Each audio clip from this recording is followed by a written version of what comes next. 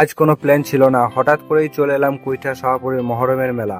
চারিদিকে মানুষের ভিড়, বিভিন্ন ধরনের দোকান, খাবার আর উৎসবের সুন্দর পরিবেশ। আপনাদেরও এই মেলার কিছু সুন্দর মুহূর্ত দেখানোর চেষ্টা করছি। আর এই মেলায় কে কে এসেছেন অবশ্যই জানাবেন।